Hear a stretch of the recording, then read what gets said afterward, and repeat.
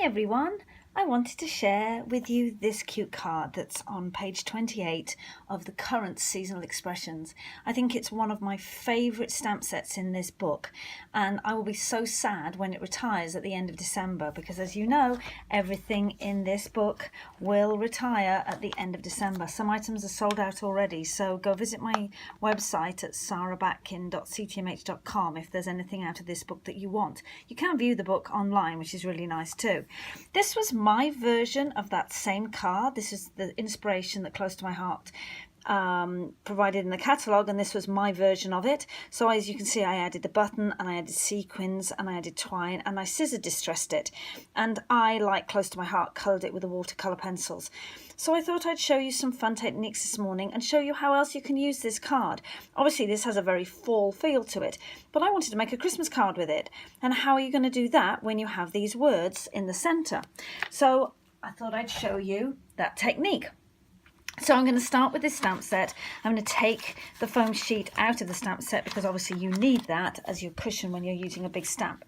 So what I did is that first of all I stamped it on copy paper, because copy paper for your printer is quite thin. So we're going to make a mask, and this will stop any ridges happening that would happen if you used cardstock. So the next thing I did is I took a pair of scissors and I cut out the words in the middle. So now I have a mask. I'm going to take my White Daisy cardstock and I'm going to put it onto that foam sheet, and I'm going to place that piece of copy paper with the stamping on it in the center. All right, I'm now going to take my stamp and I'm going to ink it up, and obviously the stamp is bigger than the ink pad, so I'm just going to work it backwards and forwards across the ink pad a couple of times to get a nice coverage of ink, a nice covering of ink. Okay, and this is New England Ivy, it's beautiful. And then, because I can see through my stamp, I can actually line up the image. I can stamp down onto my cardstock.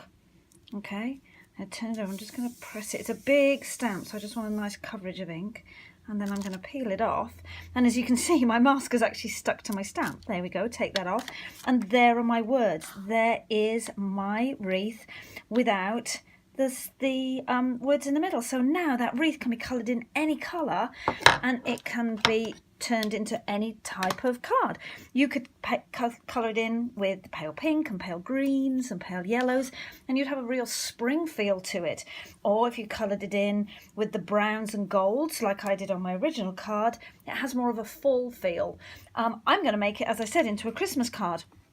So what I've done is I've just already started it, and I've started colouring it with my watercolour pencils. I've used the 2 shades of red and I've used the green so far, and you can see I've started colouring in those images. I am going to stamp a Christmas saying in the centre. I'm going to use this cute little set. It says Merry Everything and Happy Always, and that will be the words that I stamp in the centre of this card in just a minute when I've finished colouring it. As you can see on the other pieces for my card, I've started edge distressing this, and it gives it this ruffled look, and I'm going to do it on this piece too. So let me just do this on camera so you can see how I did it. So all you're doing is just scratching it with this edge distresser. This edge distresser has many blades in it. As you can see, there's about 8 different blades, and your hands are protected because obviously they're set within the plastic, and it doesn't matter which one you use. If you scrape it just a little bit, you'll get just a very soft distressing. Me, I like lots of distressing, so I'm pushing quite hard against the cardstock. And you can build it up. If you're not sure how much you want, you just go over an area 2 or 3 times, and you can build up your distressing until you're happy with how it looks. There we go. We'll just take those pieces off. Look how pretty that is. Okay, so let's stamp this sentiment in the middle, and I'm going to use the cranberry ink. It's a nice red colour, and again I'm going to get lots of ink on my stamp, and again, because our stamps are clear, you can see exactly where you're going to stamp it. Look at that, that is so pretty, and I'll clean that in just a second. Okay, now, as I said, I've started colouring this in with my watercolour pencils, and usually you would use a watercolour brush to blend this and soften it if you wanted to, or you can keep it as the the pencil look. There's two different ways of doing it. But you know, Sarah, if it's not shiny, I'm not happy. And you can hear the rattling in the background. Yep, our shimmer brush. You love the shimmer brush, right? This is the clear one, and it's just a wonderful way of adding a little bit of shimmer and sparkle to your images. And people don't realize that you can actually use it with these watercolor pencils. You can see that this one I already started. So I'm just going to brush over the green, and I will drag it out to the edge of the card. So it means that the inside or the center of the flower is going to be slightly darker, and then the tip is going to be slightly lighter as that watercolor pencil blends. Even though that this isn't water within these pens, it still does blend them, and then, as I say, you get a nice shimmer to it as well. Right, I hope you can see the detail. Sometimes it doesn't come across as well on the camera as it does in real life. So I've done all my green areas, as you can see. Now, how do you clean it so that you know that you're not going to get ink on another card? Because obviously I don't want to go into my red when I've still got green on the end of my brush. You would just brush it onto a piece of paper to make sure it's clean, and then you can go in and you can sparkle any other areas. Now, these red little berries, or flower buds, they look like berries because I've coloured them red. I've already coloured them in completely, so I'm just adding a little bit of shimmer to them, and it's not really altering the colour of them, as you can see. Now, the large white flower, I'm going to show you another technique in a minute doing that. Right, and again, I'm just going to wipe it on my piece of paper to make sure there's no ink on it. Now, you can see the feathers. I really left the edges clear because I want those feathers to be really soft and blended. I don't want any hard lines.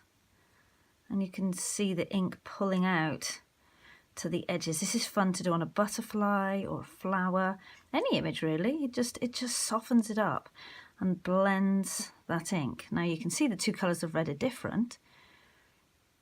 This is cranberry that I'm dealing with now. The lighter red was a holiday red. Our pencils tone with our inks, which is really nice. You get that cohesive look as the colours blend.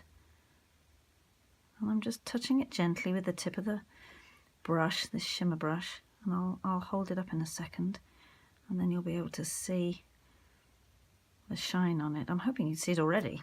Okay, and again, just make sure that brush is clean. So, can you see it if I tilt it into the light? Oh, there we go. Oh, look at that. It's pretty, pretty, pretty. Now, I have my flower. I haven't done anything with that. So, what's all that about, Sarah? Well, you know, I'm going to show you something else with that. So, I took my cricket cartridge and I cut out a flower. Obviously, I don't want a white flower. I could have a white flower. It would be very pretty, but it would be a bit stark, I think. So I thought I'd show you, and this is a technique I've taught with my customers this month, is how to change the colour of the cardstock, and we're going to use the sponge daubers. I love the sponge daubers. It keeps my hands marginally cleaner than using a regular sponge. They come in a pack of 3, which all you can... so you can get any colour ink on them. And I do wash them as well. So I'm going to pick up my ink on my ink pad by just rubbing that sponge onto my ink pad. Now, obviously, if I press down in a circle, I'll get a dot, which is great if I wanted a dot background for a fun birthday look, but I don't. So I'm just going to touch, just very gently, the sponge to this flower, and it will give it almost like a hazy look. It's a very, very soft colour. Okay, so obviously the lighter colour inks give a very, very pale colour. Now you can also do different textures with these sponges. You can swipe it, which will give you a different look as well. So it depends on the look you're looking for, what your finished image is going to be. So again, just touch it to your paper just to make sure you haven't got too much ink. And then I'm just going to brush around the edges of those petals. These are the outside edges of the petals. These are the bits that you're going to be able to see clearly when we make this flower. So it doesn't take long. Oops, got tangled around my own fingers. It just takes a couple of seconds to do it. But it makes all the difference because you're adding depth and texture to it. And it's little tips and techniques like this that take your card from being a nice card and a very acceptable card to a wow, that's awesome card.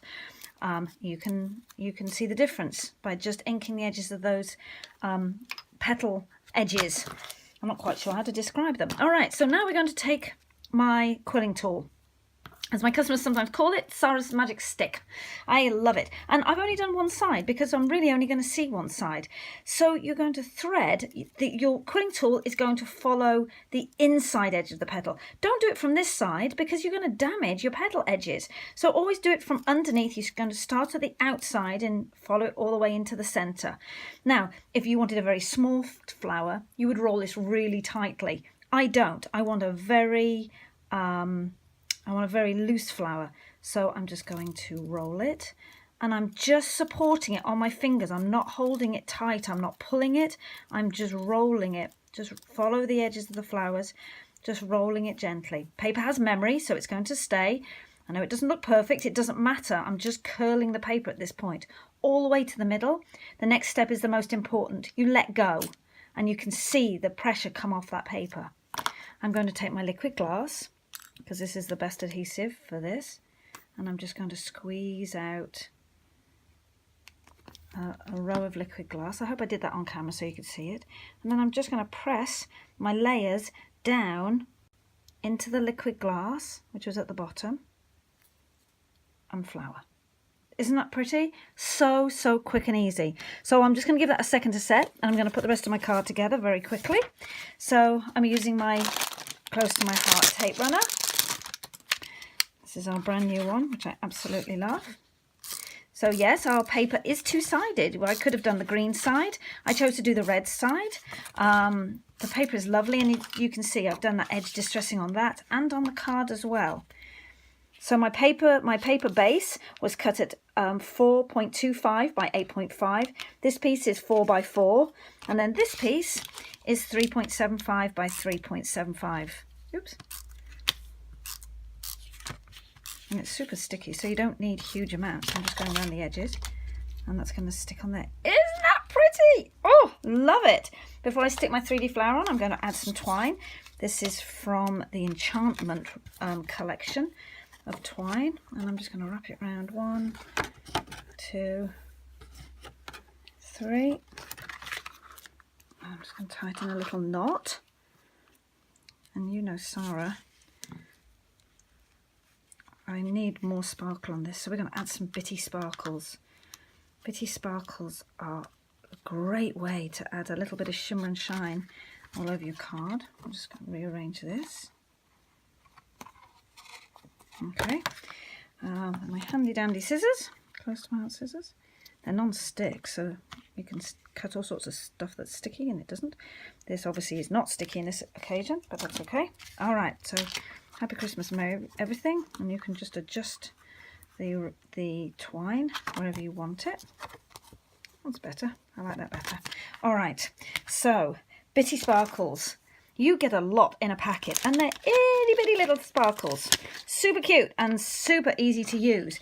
But a lot of people say, Sarah, how do you pick those up and put them in place? So here we go. This is the Sarah guide to picking up bitty sparkles, and I'm hoping you can see them. You pick them up in your scissors like a pair of tweezers. So there is my sparkle. Can you see it on camera? And then you put it down where you want. Put your finger over the top. Pull your finger out. Bitty sparkle is in place. Just as quick as that. Oh, that one moved slightly, but that's okay. It's still easy to grab.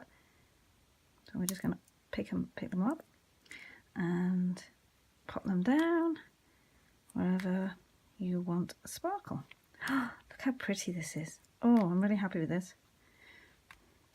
And just the totally different look by using that different ink colour. So my flower has a few seconds to set. So again, I'm going to put a drop of liquid glass on the back of my flower, and I'm going to stick it over that stamped flower that I didn't colour in. And there is my finished card. So that's exactly the same card. If I slide that across, you can now see the difference between the two. Exactly the same image. All I did is I used a different sentiment in the centre. Gives you a totally different look, totally different feel. It's all the same size paper pieces, but you get a totally different card with exactly the same stamp set and just changing the ink colour out. So I hope you like it, I hope you've enjoyed it, and I hope it inspires you to make one of your own.